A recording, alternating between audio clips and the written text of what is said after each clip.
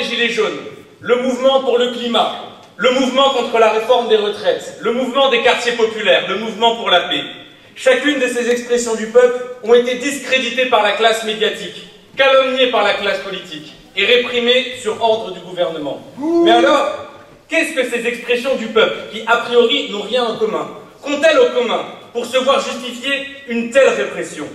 Elles ont en commun de rassembler une majorité du peuple français pour dénoncer l'odieux deux poids, deux mesures dans lequel se baigne l'élite dirigeante de notre pays. Deux poids, deux mesures. Quand la moitié de la population est à découvert à la fin du mois, ils nous disent « c'est à cause de la guerre en Ukraine, c'est à cause du Covid ». Très bien, mais alors dans ce cas, il faut que vous nous expliquiez. Comment se fait-il que dans la même période, les revenus des milliardaires ont plus que doublé? Deux poids, deux mesures.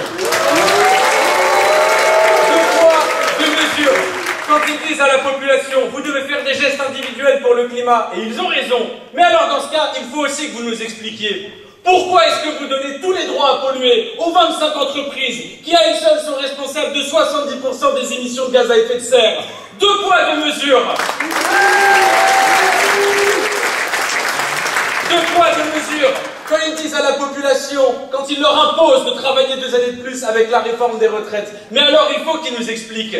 S'il n'y avait plus d'argent dans les caisses et qu'il fallait obliger le peuple à travailler 2 années de plus, pourquoi est-ce qu'ils ont supprimé l'impôt sur la fortune? Pourquoi est-ce que leur Mozart des finances, Emmanuel Macron, quelques années auparavant, a donné 100 milliards d'euros aux très grandes entreprises, sans aucune contrepartie, pour des emplois qu'elles n'ont jamais créés? Deux poids, deux mesures.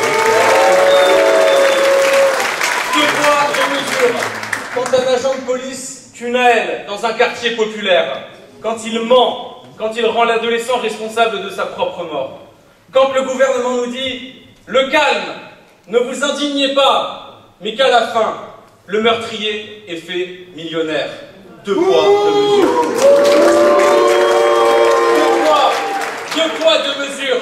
Quand notre gouvernement s'indigne légitimement de l'attaque qui a été commise par le Hamas le 7 octobre tuant 1200 Israéliens, mais n'a plus de larmes, n'a plus de mots, parle de droit à se défendre, alors que depuis 7 mois, 40 000 civils ont été tués à Gaza par le gouvernement israélien.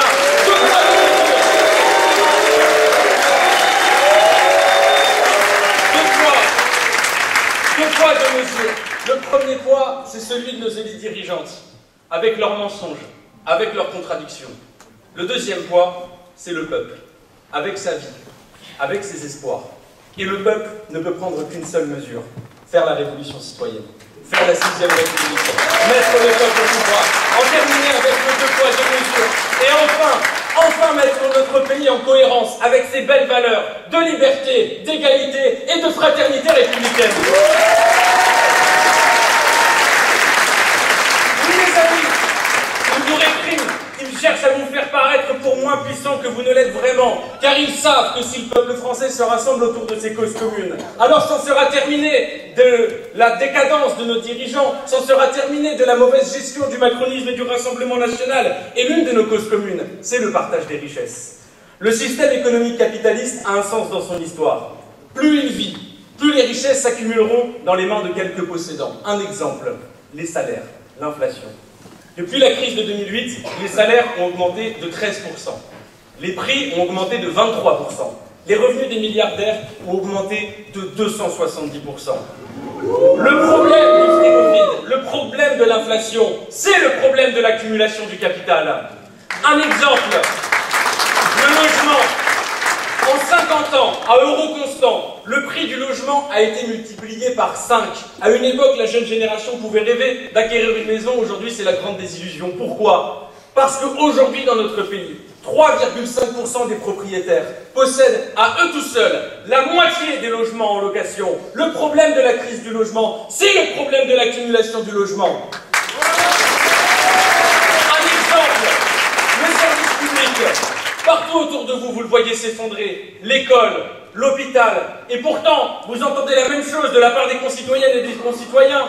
Les concitoyennes et les concitoyens sentent le poids des impôts, sentent le poids des taxes. Pourquoi? Parce que ma boulangère paye 15% de taxes, quand Bernard Arnault en paye seulement 2%. Même pire, chaque année, l'État donne 160 milliards d'euros avec vos impôts aux très grandes entreprises sans aucune contrepartie pour que ça finisse dans les dividendes. Ma boulangère paye les châteaux de Bernard Arnault. Vous êtes en train de vous faire racketter. Et pour que le racket prenne fin, il faut sortir des logiques de marché tout ce qui est indispensable à la survie de la population. Le logement, l'énergie, l'alimentaire, l'école, l'hôpital. Il faut que le peuple rende au peuple ce qui lui a été volé par le capital et par le capitalisme.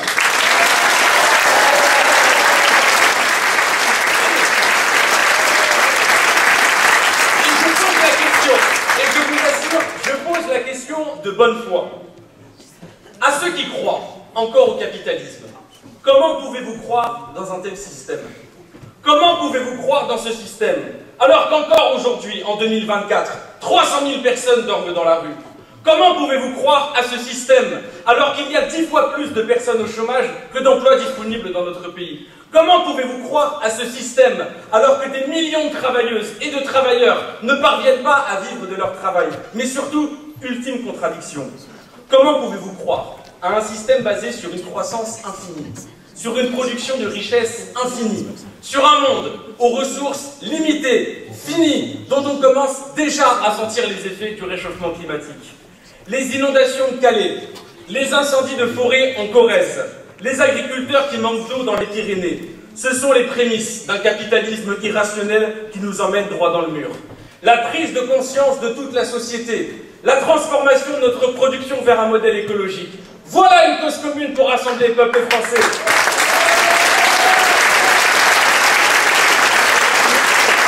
Et je ne me fais aucune illusion. Le racisme et l'islamophobie déchaînés, commandés par 9 milliardaires qui possèdent à eux tout seuls 90% de la presse, sont faits pour diviser le peuple français. Ceux qui à gauche croient que l'on peut rassembler le peuple en évitant la question du racisme se trompent. Le racisme, c'est un poison que l'on n'évite pas, on le combat. Il n'existe pas d'un côté les questions sociales et de l'autre les questions sociétales. Le féminisme, l'antiracisme, la lutte des classes, l'écologie, la lutte contre les LGBT-phobies, ce sont toutes des questions sociales. Et on ne rassemblera le peuple français qu'en convainquant chacune et chacun que l'intérêt de l'une et de l'un est dans l'intérêt de tous et de tous.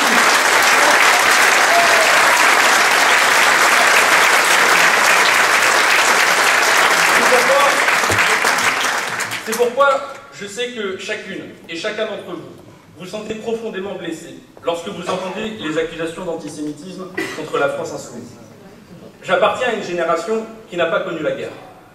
J'appartiens à une génération à qui l'école de la République a appris les 2000 ans de persécution française contre les Juifs, à qui l'école a appris ce qu'était la Shoah et les 6 millions de personnes juives qui y ont été assassinées.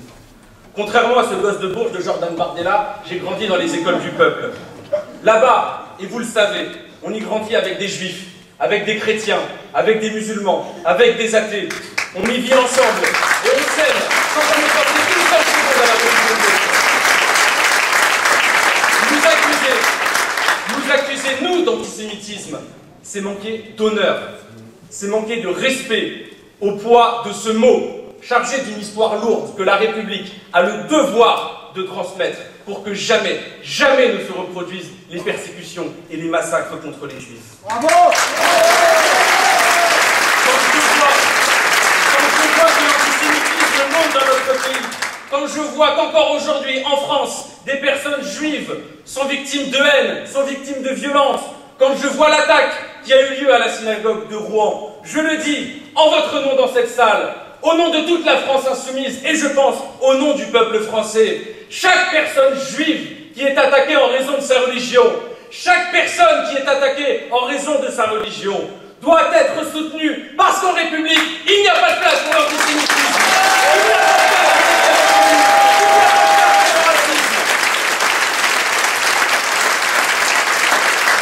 Et je demande à ceux qui, à longueur de journée, sur les plateaux de télévision et dans les assemblées, à ceux qui, longueur de journée, disent que critiquer le gouvernement israélien, ce serait critiquer les Juifs, je leur demande d'arrêter. Car c'est eux qui, par opportunisme politique, entretiennent une dégoûtante rhétorique antisémite. Je leur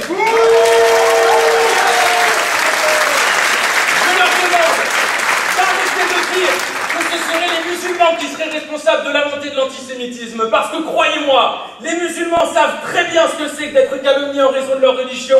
Et ce sont les opportunistes politiques de plateau et des assemblées qui en sont les premiers responsables. Je leur demande de retrouver le sens de l'État, de retrouver le sens de la démocratie, de s'indigner avec nous quand Mathilde Panot et Rima Hassan sont poursuivis pour apologie du terrorisme. Et j'interroge leur conscience. Si ces deux grandes femmes, qui ne soutiennent aucunement le terrorisme, peuvent être poursuivies, alors quand et pourquoi? Pourquoi les soutiens publics de la politique de M. Netanyahou ne sont-ils pas poursuivis pour apologie du génocide?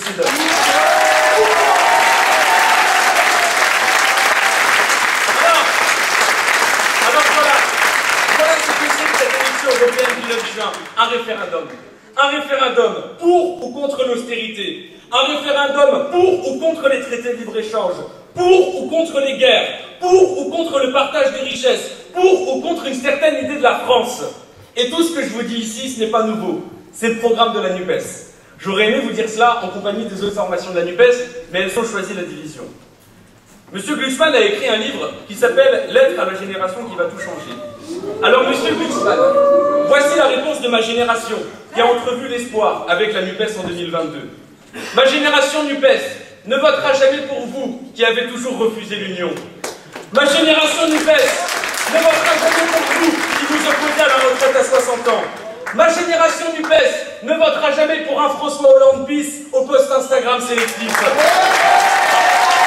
Ma génération NUPES ne votera jamais pour vous qui avez appelé à réprimer les étudiants de Sciences Po. Ma génération NUPES ne votera jamais pour vous qui n'avez pas eu le courage de défendre les Palestiniens.